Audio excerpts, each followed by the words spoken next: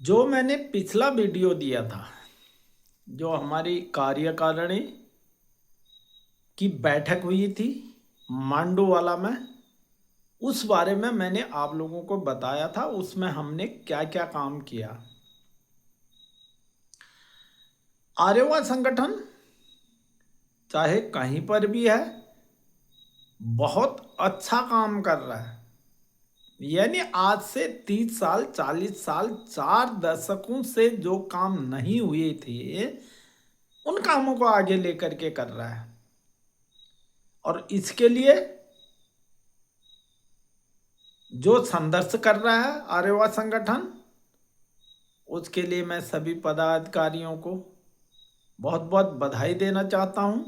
और जो लोग आर्यवा का सपोर्ट करते हैं उन्हें भी बधाई देना चाहता हूं।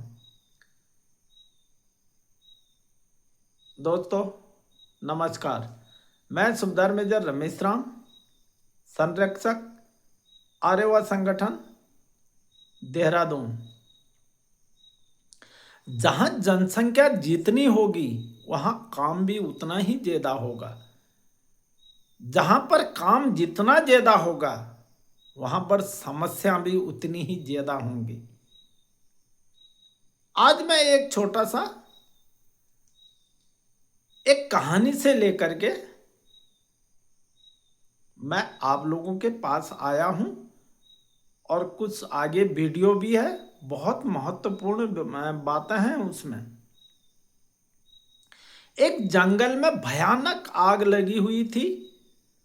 बड़े बड़े जानवर, जंगली जानवर, बड़े बड़े हाथी, शेर, चीते, भालू, वो सब आकर के रोड में खड़े होके हाय हाय तौबा तौबा मचा रहे थे। और उनके जो बच्चे जल रहे थे, चिड़ियाओं के अंडे जल रहे थे, जानवरों के कई जानवर जल रहे थे, हाहाकार मचा हुआ था। तो एक चिड़िया, छोटी सी गौरैया, वो चिड़िया आकर के सीधा पानी के तालाब में जा रही थी।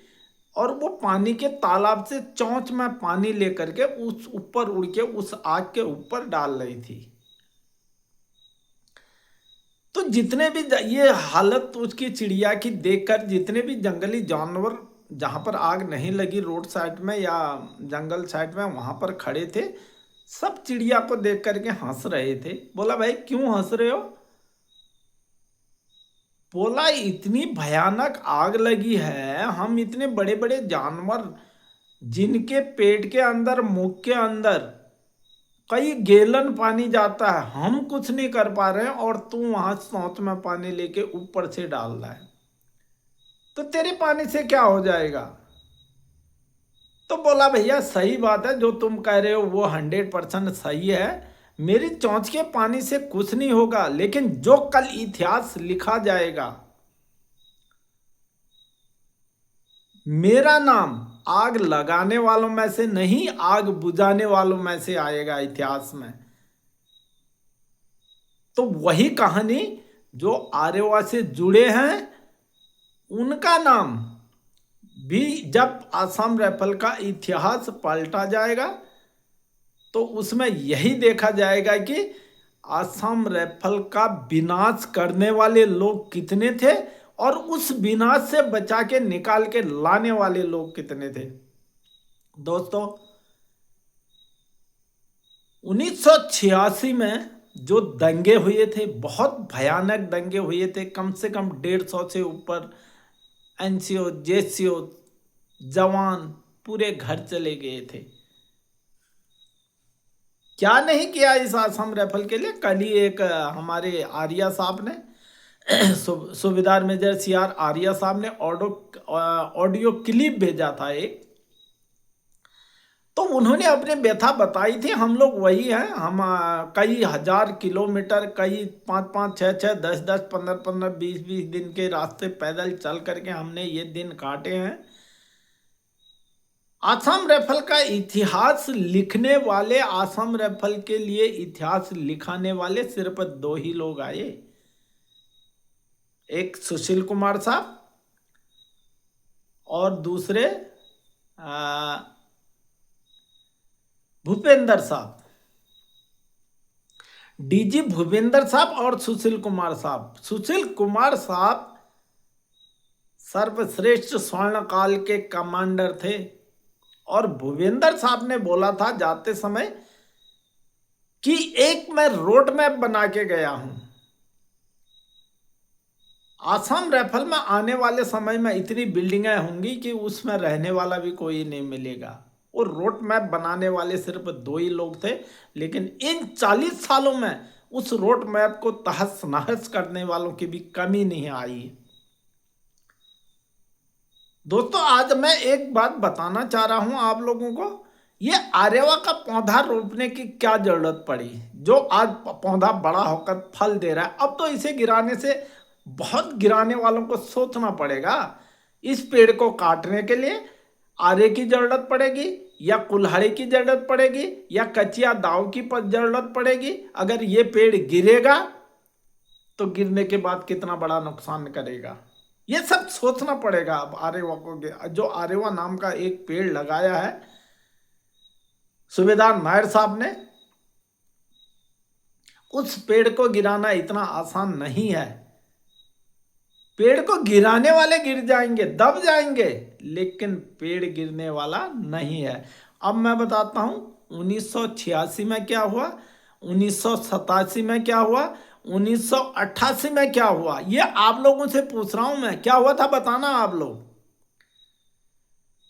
उसके बाद जो ये 5R की घटना हुई थी, क्या घटना हुई थी, और उसके बाद जो था 39R की घटना हुई थी, 6R की घटना हुई थी, 44R की घटना हुई थी, कई यूनिटों में घटनाएं हुई। ये घटना तभी से होना शुरू किया, बहुत बड़ी घटनाएं हुई थी, ये छोटी मोटी घटना नहीं है जिनका विवरण मैं नहीं कर रहा हूं। मुझे पता है उन घटनाओं में क्या हुआ था और कैसी हुई थी। उसके बाद तो सीधा असम राइफल के ऊपर में ऐसे हाईलाइट कर दिया गया था, सीधा कहा जाता था कि गुलाम फौज, घासीराम की फौज, ऐसे शब्द बड़े कमांडरों के द्वारा, जो कमान अधिकारी हैं वो भी ये बोला करते थे। अब मैं एक शब्द और बोलना चाहता हूं। मेरे पास कुछ ही दिन, 2-3 दिन पहले एक रिपोर्ट आई थी, एक जवान था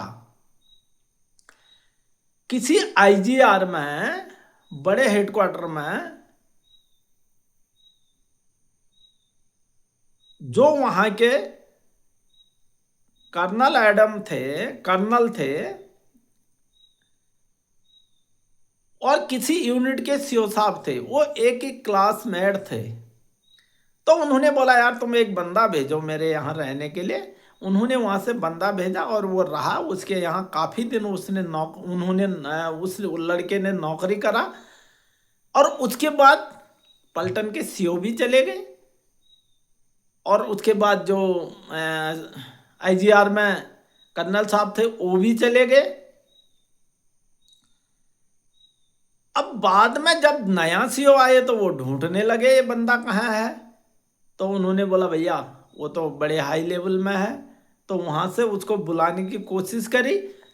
अब जो मैडम थी या उनके साथ में जो भी था, वो जिनको देखने के लिए वहां पर उस लड़के को रखा था, जिम्मेवारी रखी दी गई थी, उन्होंने आईजी साहब को बताया कि सर कुछ दिन ये लड़के को मेरे पास रहने दो।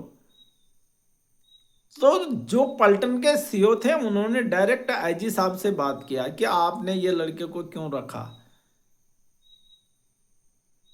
आप भेज दीजिए, मेरे पास आदमी नहीं है। अच्छी बात है, बहुत बढ़िया बात करी। लेकिन वो लड़का जब यूनिट में गया उसके पीछे हाथ धो के पड़ गया सीओ साहब, हाथ धो के पीछे पड़ गए, और उसको इतना टॉर्चर करने लगे, इतना घुमाने लगे, और उसको नीचे से ऊपर तक सभी को बोला गया कि इसको टॉर्चर करो। उसको हर कंपनी में पोस्टिंग करके जहां भी है उसको टॉर्चर करते रहे, भगोड़ा है, जग लगाता है, आईजी साहब तक पहुंचता है। एक जवान की हिम्मत होती है कि वो आईजी साहब के पास जाकर के साहब मेरे को कुछ दिन यहाँ पर और रख दो आईजी हेडक्वार्टर में। ये वो जो भी सीओ थे, मैं नाम नहीं ले रहा हूं, मेरे को सब पता है, ये उनकी एक कायराना हरकत थी। और उसके बाद उस लड़के ने डिस्चार्ज का एप्लीकेशन दिया। कई महीनों तक उसको दबा के रखा। उसके बाद वो लड़का वहीं से भगौड़ा हो गया, पलटन से ही। किसकी गलती है वो पलटन से भगौड़ा हो गया? तो सब चीज तो कोर्ट दे रहा है, सब चीज तो कोर्ट दे रहा है। अब वो कोर्ट में चले गया, उसके पास प्रूफ है कि मैंने डिस्चार्ज का एप्लीकेशन दिया था, मेरे घर में तकलीफ थी। चाहे उसने तकलीफ थी नहीं थी, कैसे दिया ये पता नहीं है, और इन चीजों में ध्यान देना पड़ेगा। नहीं तो ये घटनाएं जो मैंने ये पीछे पलटनों की घटनाएं के बारे में बताया हूं, ये कब और कैसे क्यों हुई थी, इन्हीं कारणों से हुई थी ये घटनाएं। तो इसमें थोड़ा संज्ञान लेने की जरूरत है। उच्च पदों पर जो बैठे हैं हमारे जो चीफ हैं, उनको सभी को संज्ञान लेने की जरूरत है। इसमें नीचे ये चीजें नहीं होनी चाहिए पलटन में। तो ज्यादा न कहकर मैं यहीं पर समाप्त कर रहा हूं। इससे आगे एक मेरे भाई हैं, मेरे बुआ के लड़के, सूबेदार मेजर कुंदन लाल, शायद बहुत सारे लोग उन्हें जानते भी होंगे।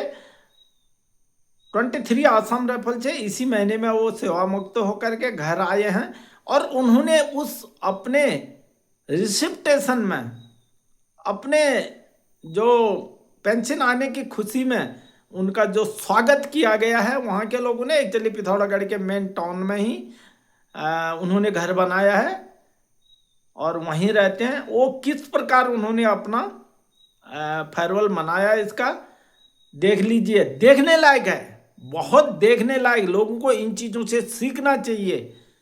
ज़्यादा न कहकर मैं यहीं पर समाप्त कर रहा हूँ। वीडियो को ज़्यादा से ज़्यादा शेयर करें, सब्सक्राइब करें। धन्यवाद। जय हिंद, जय आर्यवा।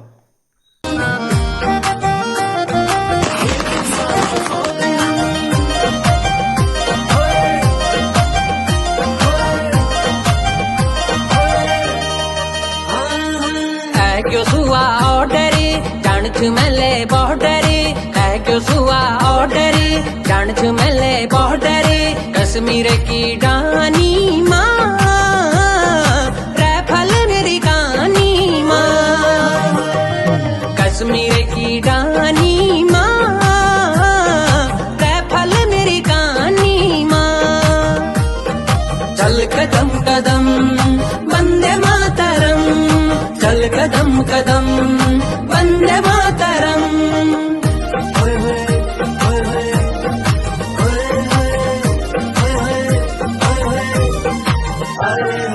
रानी के दबे भर्ती भयूं रेजिमेंट कुमाऊं, 18 उम्र छी तब छूट के मेरो गाँव।